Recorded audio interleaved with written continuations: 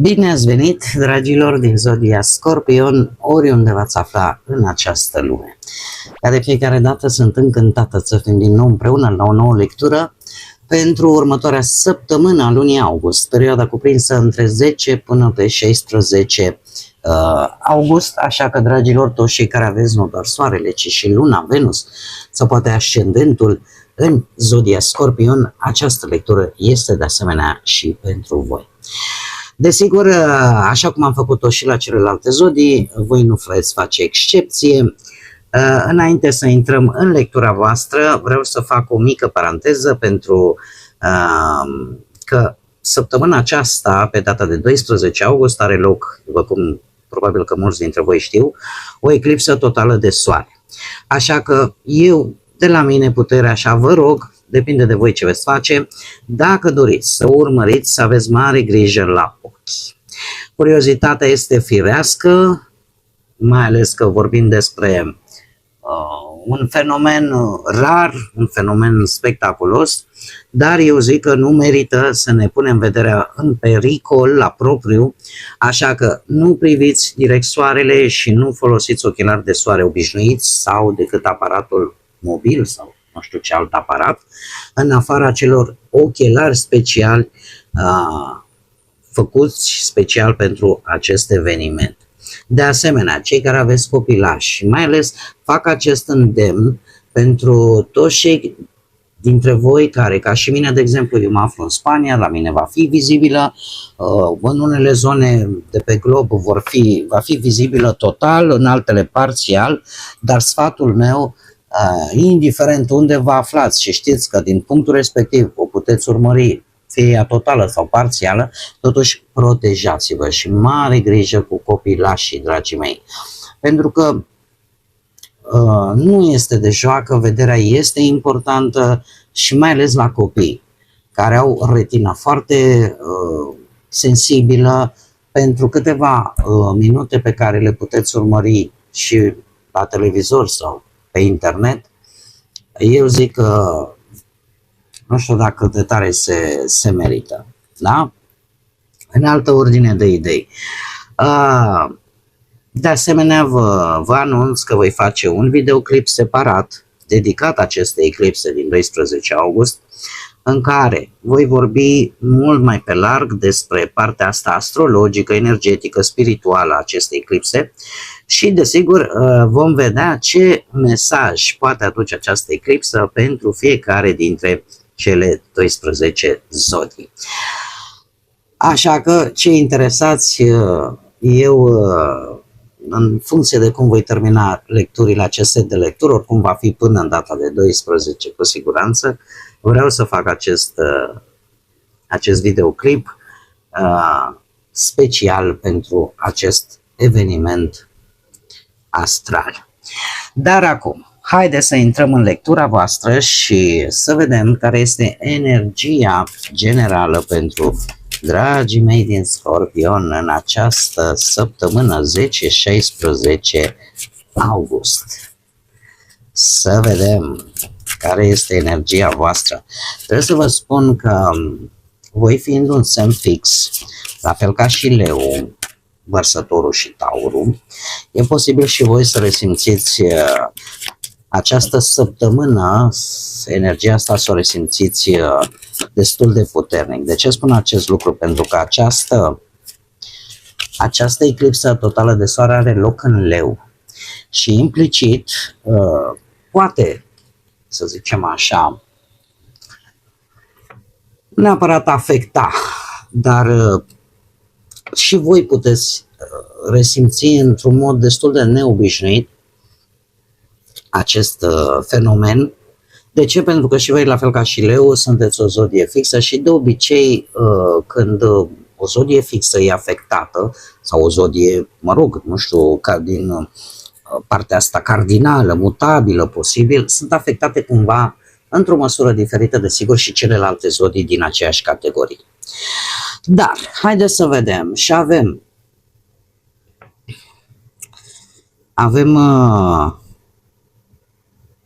o idee minunată care vă vine în această săptămână. V-am spus că e o energie care într-adevăr este foarte puternică și depinde foarte mult unde o canalizați voi. Ce ne spune de fapt? Voi, într-adevăr, veți avea o idee minunată care chiar va aduce rezultate bune. Avem dovleacul mecanic. Va fi o idee, pe lângă lăsăm la o parte faptul că va fi foarte bună, foarte benefică, dar o veți scoate la lumină și dacă veți avea vreo epifanie, pur și simplu așa, și să faceți Evrica, am găsit. Poate să fie și asta, dar poate să fie ceva ce descoperiți dintr-un lucru banal, dintr-un lucru simplu, care aparent poate nu i-a dat importanță. Așa că fiți atenți. Haideți să vedem ce ne spune tarotul. Ce vine pentru dragii mei din Scorpion, săptămâna 10-16 august, atât pe plan profesional, financiar sau sentimental. Să vedem.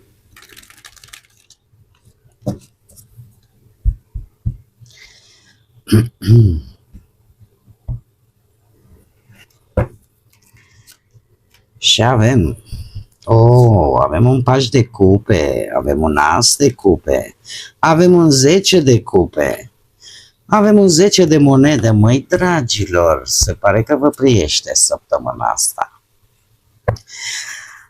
Hai să le și clarificăm, clarificăm te rog pentru dragii mei, ia să vedem, clarificăm asul de cupe pentru dragii mei din Scorpion. Clarificăm 10 de cupe, clarificăm 10 de monede, clarificăm surpriza săptămânii pentru dragii mei din Scorpion, surpriza săptămânii. Bun. Interesante cărți, interesante energii, dragii mei, dragi. Pe partea profesională avem un paș de cupe. Un paș de cupe care provine de la un 9 de spade și de la un 10 de spade. Ceva se termină. Ceva ce va da bătăi de cap. Ceva ce, cum să spun eu, poate la locul de muncă, poate în afacerea în care o faceți, în colaborările pe care voi le aveți. Ceva care trebuia să se termine. Da? Pentru că nu mergea cum trebuie. Da? Cumva, ori poate mulți dintre voi v-ați confruntat, nu știu, cu vreo concediere, cu o schimbare forțată de muncă.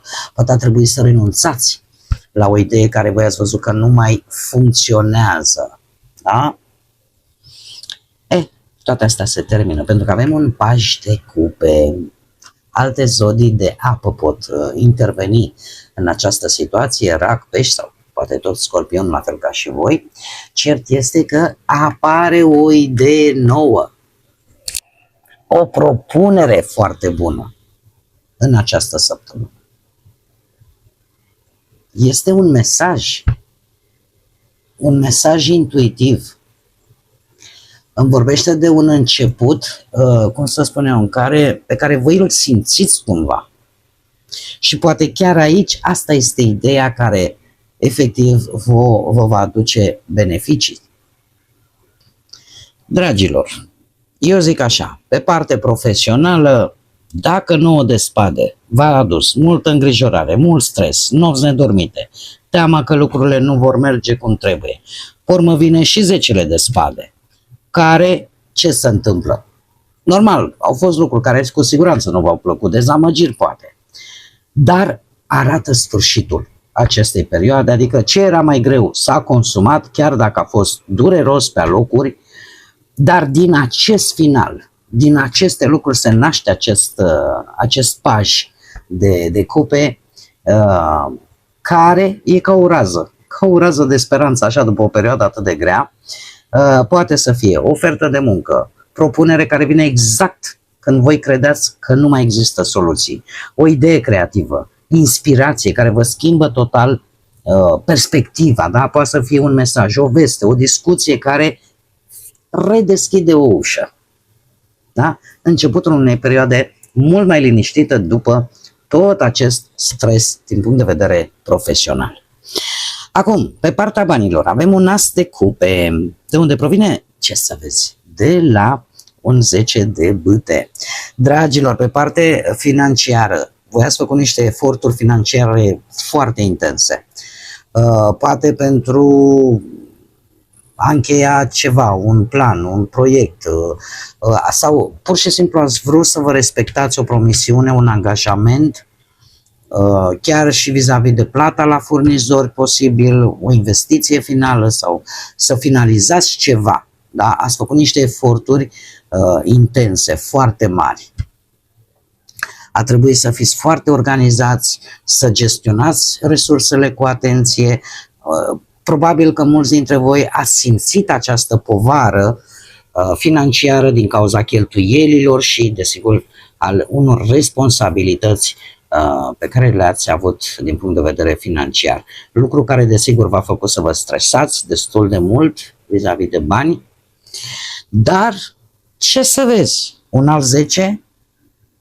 Un as de data aceasta, care trebuie să vă spun că atât pajii cât și așii ne vorbesc de noi începuturi. Și avem asul de cupe. Ce înseamnă asta? Că în sfârșit există posibilitatea venirii unor câștiguri. Dar cum? Nu știu, din diferite domenii. Că vă vine o idee strălucită și spui, măi, dar stai așa, că eu, nu știu, dau un exemplu banal. Pot să fac brelocuri. Din ce? Din chestii naturale, din, nu știu. Am dat un exemplu. Deci aveți creativitate. Pe de altă parte, asul de cupe îmi vorbește de asemenea de noi începuturi, de oferte sincere. Dragii mei, și aici și pe partea banilor vorbim de o eliberare, practic.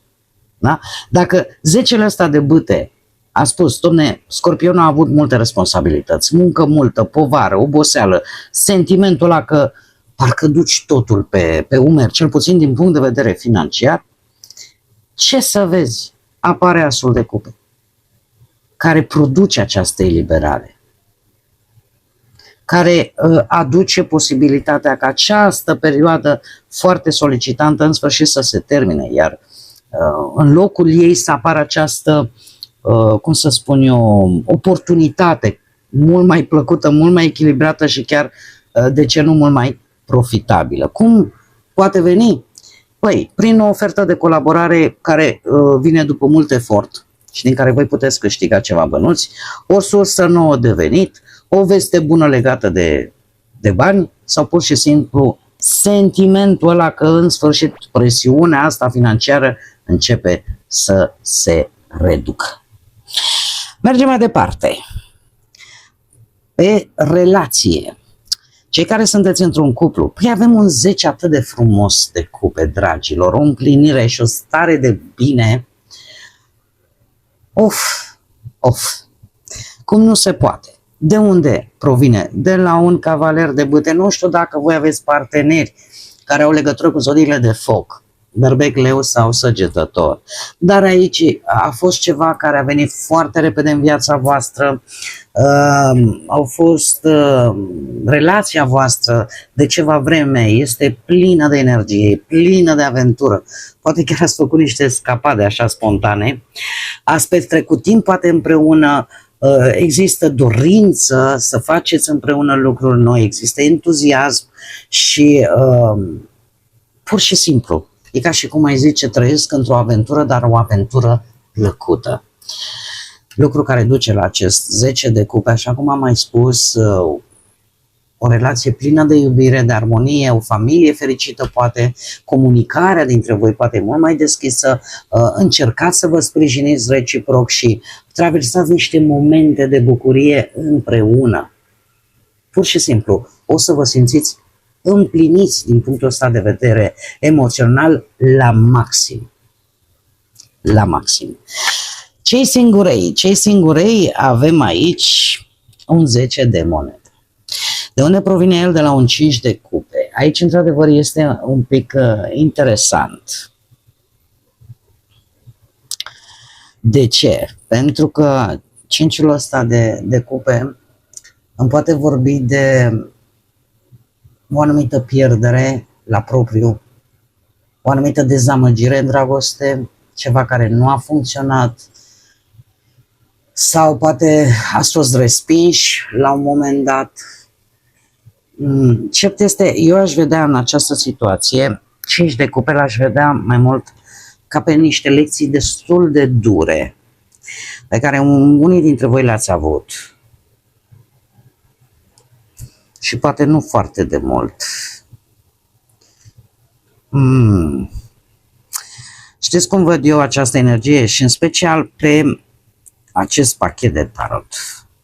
În mod normal, 5 de cupe de obicei are 3 cupe vărsate și decât 2 în picioare. Aici autoarea, n-a mai văzut la fel lucrurile și din câte vedem aici, toate 5 sunt vărsate. Eu nu pot să ignor acest lucru și atunci, dragilor, cei care sunteți singuri, e posibil ca voi, într-adevăr, să fi avut parte de o pierdere, indiferent cum. Cert este că nu v-a rămas, din punct de vedere sentimental, emoțional, parcă nu v-a rămas absolut nimic. Adică nu mai simțiți, e ca și cum ți-am dat tot, da? Sentimente, iubire, dragoste, afecțiune, dar la un moment dat, când vezi că lucrurile n-au mai mers, ți-ai luat totul înapoi. Nu știu dacă sper să mă înțelegeți ce vreau să explic. Și trebuie să vă mai spun că stă în natura Scorpionului să facă acest lucru. Este cea mai intensă zodie. Este zodia care e totul sau nimic. Nu există jumătăți de măsură. Îți poate da totul, dar în momentul în care dezamăgești un Scorpion, își va lua totul înapoi și se va închide. Toate acestea duc la acest 10 de monede, care din punct de vedere emoțional, sentimental, mie mi-arată faptul că voi vă veți ridica standardele în ceea ce privește persoana care va mai dori să intre într-o relație cu voi. De ce?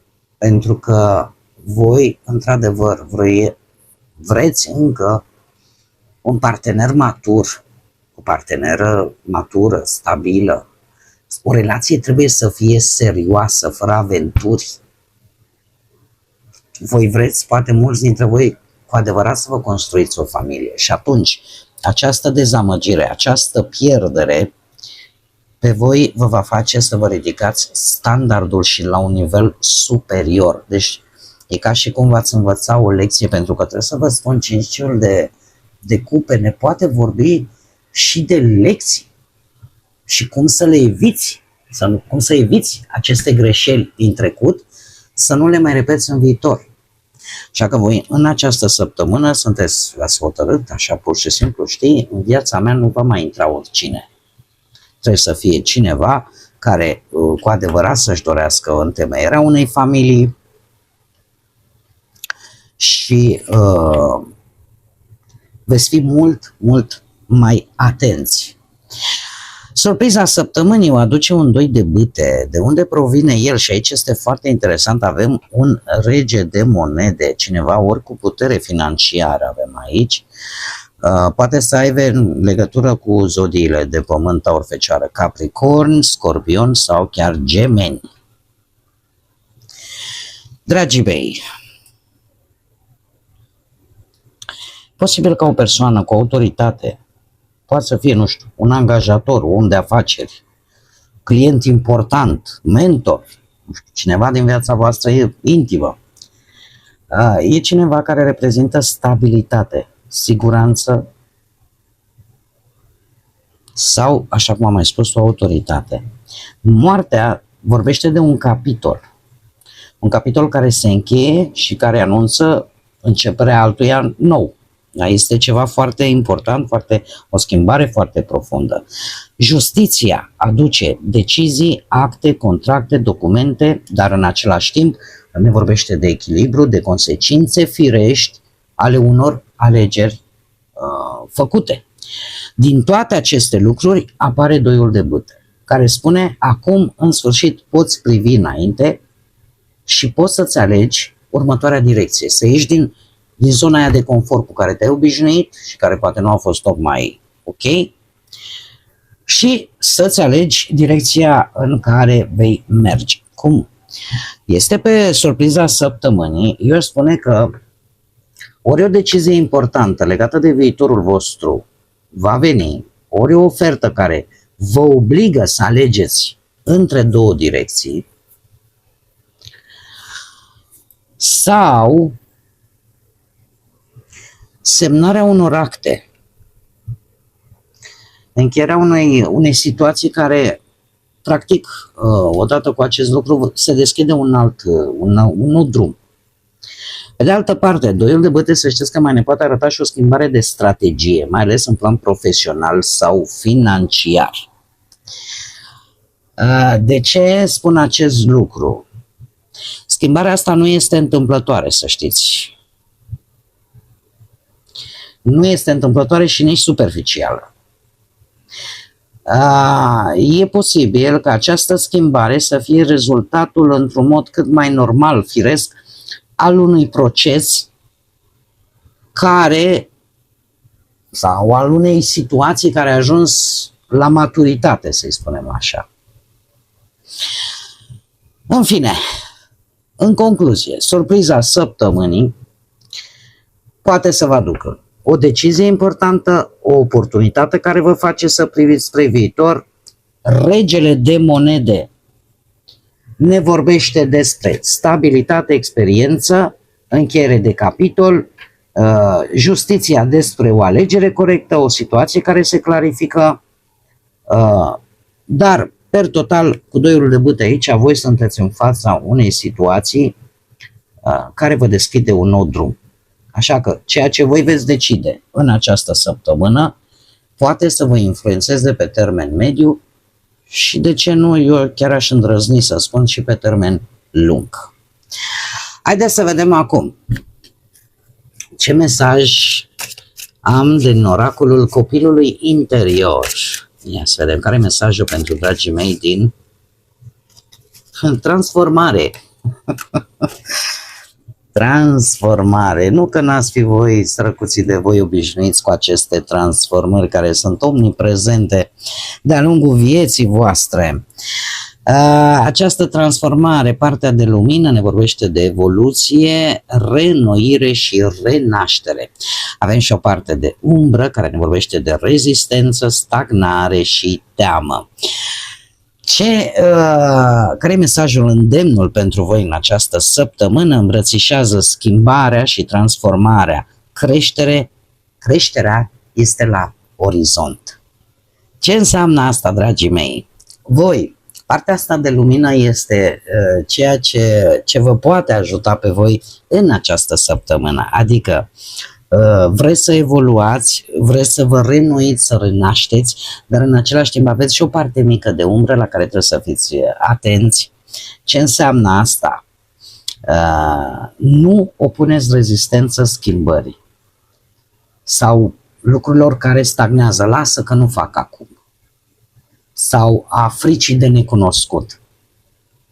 Îndemnul pentru voi în această săptămână este să îmbrățișați schimbarea. Chiar dacă la început pare inconfortabilă, pentru că tocmai prin această transformare pentru voi apare creșterea și apare acest nou început. Nu vă lăsați purtați de teamă, da? Nu vă temeți să lăsați în urmă ceea ce și-a încheiat până la urmă rostul, menirea în viața voastră. Chiar dacă această schimbare poate părea pentru unii percepută destul de dificil, ea vă va ajuta să evoluați și credeți-mă, dacă voi nu știți acest lucru, nu știu ce altă zodie o poate ști. În același timp, în loc să vă împotriviți, încercați să vedeți ce vine nou în viața voastră. În locul ăla, adică fiți curioși să vedeți ce vine nou în viața voastră în momentul în care acest ceva se încheie. Cred că este unul dintre, până acum, unul din mesajele care completează extraordinar de bine, cred că, întreaga lectură. Da? Așa că nu schimbarea este provocarea pentru voi în această săptămână, ci mai degrabă curajul vostru de a o accepta. Pentru că odată făcut acest pas, la voi abia atunci începe adevărata evoluție. Și eu sunt convinsă și chiar pot să zic că am certitudinea că mulți dintre voi,